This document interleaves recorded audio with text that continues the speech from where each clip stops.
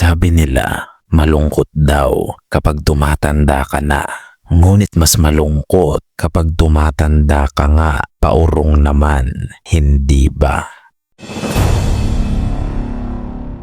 Sa video na ito, malalaman mo kung ang isang tao ba ay totoong nagmamature na sa buhay o nananatiling musmos ang pagkatao. Maaring ikaw ang tinutukoy ko sa video na ito sapagkat mabibigat ang mga mensaheng maririnig mo rito dahil para sa taong tunay na nagmamature, hindi na katulad ng dati ang tingin niya sa mundo at sa mga tao. He now looks at life in a different angle and it's not pleasing in the eyes. Kaya kung ikaw man ang taong ito, ihanda mo na ang sarili mo. Hit the like and subscribe button dahil makabagbag damdamin ang maririnig mong aral sa video na ito. Let's begin.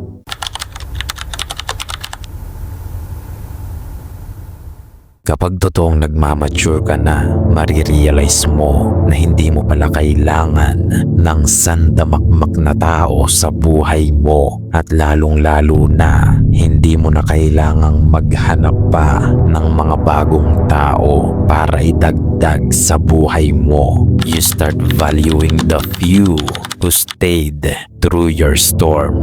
Mas pahahalagahan mo na yung mga taong nanatili sa buhay mo hanggang ngayon. Yung mga natira na tunay at nandyan pa rin kahit ilang beses na kayong sinubok ng buhay. Because you realize loyalty is rare and worth protecting. Mauumay ka ng mag-entertain ng mga bagong tao, hindi dahil tumatanda ka na, kundi dahil wala namang point.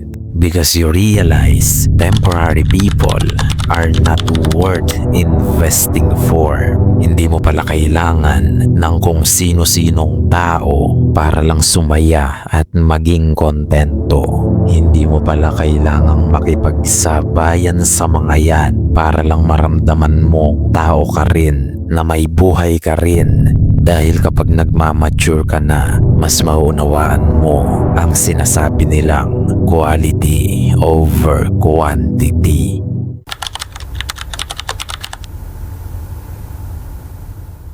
Kung tinatanong mo pa rin ang sarili mo kung ano ba ang gusto mong tahakin sa buhay, hindi pa ikaw ito. Hindi mo pa kilala ang sarili mo at nalilito ka pa kung ano ba talaga ang gusto mo. Yan yung parte ng buhay mo na malakas pa ang impluensya ng paligid mo sa'yo. At halos lahat pa ng desisyon mo sa buhay ay hindi pa galing sa sarili mo mismo, kundi galing sa environment mo. Hindi ka pa ganoon ka-mature para ma-realize ang isang ito dahil hinuhulma ka pa rin ng environment mo. Ngunit kung ikaw yung tao na imbis na tanungin mo ang sarili mo kung ano ang gusto mo maging, ay mas mahalaga sa iyo kung alin ang sa pakiramdam mo ay totoo sa sarili mo. Yan ang tunay na senyales ng maturity. Naunawaan mo ba ang mga salitang yan?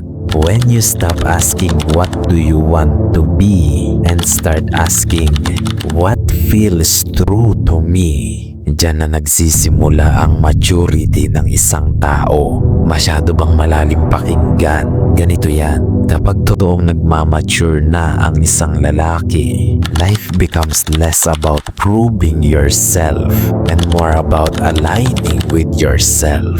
Hindi na ikaw yung tao na parang ang dami laging kailangang patunayan sa mundo. Dahil imbis na patunayan mong ganito ka o ganyan ka, mas mahalaga na sa sarili mo ngayon yung nasa tamang alignment ka ng buhay kaysa patunayan ang mga bagay na ibang tao lang naman ang magbe-benefit. Nauunawaan mo na ba ngayon? Minsan kasi ang mga bagay na gusto nating maabot sa buhay, ibang tao lang ang nagbe-benefit dahil simulat sa pool, hindi naman pala talaga yun ang gusto natin maging.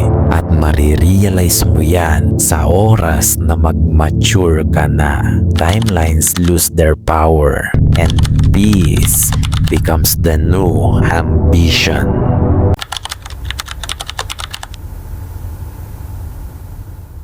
Ito ang matindi. Kapag talagang nagmamature ka na, marirealize mo na ang ambisyon o pangarap na walang alignment ay another form of escape lang pala.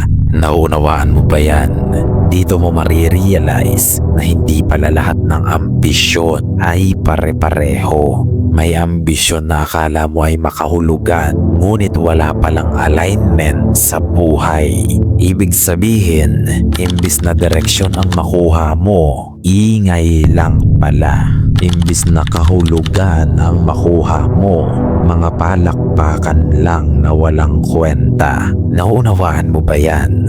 Marami sa inyo, ganyan ang ambisyon. Makilala ng mundo at palakpakan ng maraming tao. Ngunit karamihan ng mga taong naabot ang ganyang klase ng ambisyon, pagbaba nila ng entablado, kasama nilang bumaba yung kasiyahan na panandalian lang pala. 15 years na paghihirap para lang sa 15 seconds na palakpakan.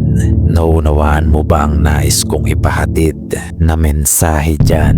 Madalas kasi ang ambisyon ng mga tao ay kulang sa alignment. Kaya pagdating sa dulo, hindi nila makamtan yung hinahanap nilang totoong satisfaction ng hard work nila. Pakiramdam nila may kulang pa rin sa buhay nila. Walang tunay na satisfaction dahil walang totoong alignment ang mga ambisyon nila. Nakakita ka lang ng sikat at successful na tao sa social media. Gusto mo na rin maging ganun, tapos ambisyon na agad sa'yo yan. Hindi yan ambisyon na may alignment, panggagaya lang yan. Gusto mo lang maging katulad niya. Ngunit kapag nagmamature ka na, mag-iiba na ang ambisyon mo sa buhay. Mas may alignment, meaning at direction, and your ambition becomes less loud but more focused.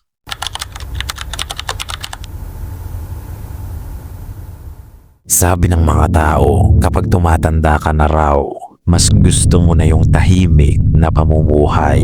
May katotohanan naman siguro sa bagay na yan. Ngunit ang pinakang dahilan talaga niyan ay hindi ka na kasi natatakot ngayon na maging mag-isa. Hindi ka na natatakot na mawala ang ingay na noon ay siya mong pinagkukunan ng kasiyahan. Hindi ka na natatakot ngayon sa katahimikan na noon ay ayaw na ayaw mo dahil akala mo ay malungkot ang tahimik na mundo. You are maturing because now you understand that solitude is clarity. Silence starts to heal you. Mas nare-realize mo na ngayon na hindi mo pala kailangan ng constant stimulation para sumaya. Hindi mo pala kailangan gabi-gabi mag-inom, mag-bar, gumala, gumimik, mag-party, magwalwal at magpakalulong sa ingay ng buhay para lang sumaya.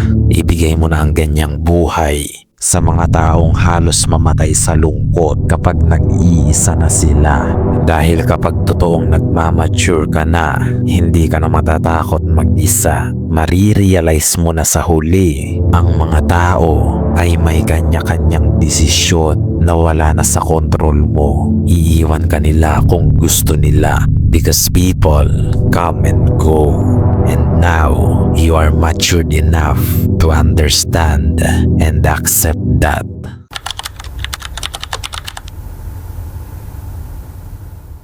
Kapag nagmamature ka na, mas marirealize mo kung gaano pala kahalaga ang oras at enerhiya mo. You will start to protect your energy seriously. Hindi ka na basta-basta makikisawsaw sa mga drama ng tao na hindi naman mahalaga sa buhay mo. Mga chismis sa social media na wala namang point para i-entertain. At hindi mo na rin basta-basta sasayangin ang oras mo sa mga taong wala ka namang mapapala. Hindi ka na makikipagtalo sa mga taong may baluktot na opinyon at saradong utak.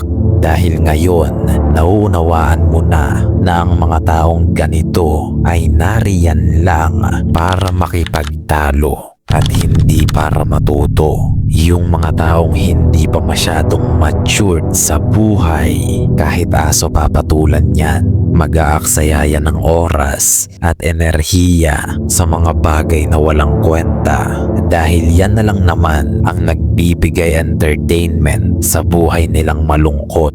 Yung mga taong mahilig sa gulo, sa drama, malulungkot ang buhay niyan. Kaya sa mga ganyang drama ng buhay na lang nila, ine-entertain ang sarili nila. Nakakahawa, hindi ba? Ngunit kapag nagmamature ka na, you will recognize how expensive your peace is.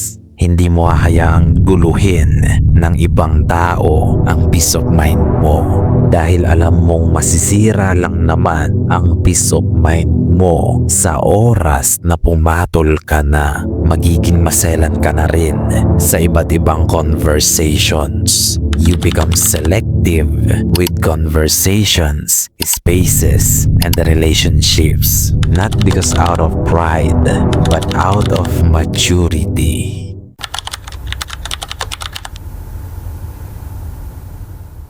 Kung noon, marami kang coping mechanism para pagtaguan ang mga kakulangan mo sa sarili, ngayon, hinaharap mo na ito ng may accountability at hindi na excuses. Hindi ka na iyaking reklamador dahil napalitan na yan ng pagiging responsable. Naumay ka ng magpabiktima at nagte-take responsibility ka na sa mga desisyon at salita mo. Hindi ka na kilos bata at isip bata. Hindi ka na kupal dahil matured ka na para maintindihan mo ang bigat ng buhay. Hindi ka na katulad noon na tinatakbuhan mo ang responsibilidad mo kapag hindi mo na kaya. Hindi ka na tulad noon na tinataguan mo ang mga taong dapat hinaharap mo ng may accountability. Hindi ka na tumatakas sa problema. Hinaharap mo na ito. Dahil ngayon, mas naiintindihan mo na hindi mo pala kayang takasan ang problemang ikaw din mismo ang gumawa. May accountability ka na sa sarili na noon ay puro excuses lang. At ngayon, mas priority mo na rin ang mag-grow na noon ay wish mo lang.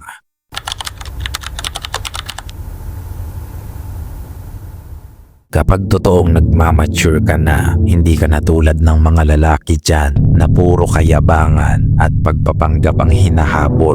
Mga gustong makita ng mundo na gangster sila, na maangas sila, na cold sila, na matinik sila, na alpha o high value man sila. Mga fraud ang mga yan dahil nag-hustle lang ang mga yan para makakuha ng validations sa mga tao. May imahe kasi silang gustong ipinta sa mata ng mga tao. Immature pa ang mga yan dahil naghahabol pa sila ng validations. Gayong wala namang kung anong makahulugan sa paghahabol ng validations. Mga naghahabol ng kasikatan, babae at imahe, immaturity lahat yan.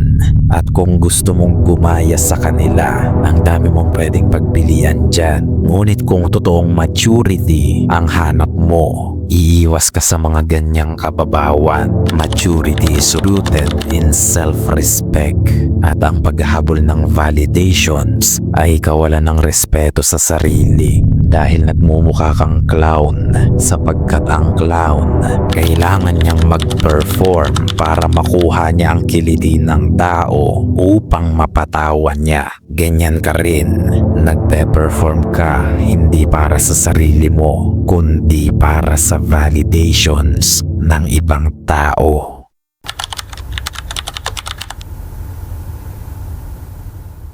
Kapag nagmamature ka na, mas nagkakaroon ka ng lalim dahil mas pinahahalagahan mo na yung mga bagay na may lalim at kahulugan kaysa doon sa mga bagay na ingay lang sa tenga. Naunawaan mo ba yan? yung mga usapang pang-iinuman lang at puro lang kayabangan, nandidiri ka na dyan. Nakikringe ka na ng sobra dahil basura na ang tingin mo sa ganyan. Lumiliit na rin ang tingin mo doon sa mga taong puro kalokohan, kagaguhan at kawalan ng kwenta ang pinaggagawa sa buhay. At mas mabilis mo na ring nasasabi ang pinagkaiba ng mga bagay na yan dahil mas malinaw na sa'yo ngayon ang pinagkaiba ng mga bagay na may totoong kahulugan at mga bagay na hindi na dapat pinahahalagahan pa. Instead of meaningless pleasures, you crave authenticity, intentions, and real presence. You see, kapag totoong nagmamature ka, marirealize mo na ang buhay ay para lang isang malaking circus. Either ikaw yung audience o performer. Ngunit kapag lumabas ka, life becomes more meaningful and less crowded. Gayunpaman, marami ang makakapakinig, ngunit iilan lang ang makakaunawa. Hanggang sa muli, mga maharlika.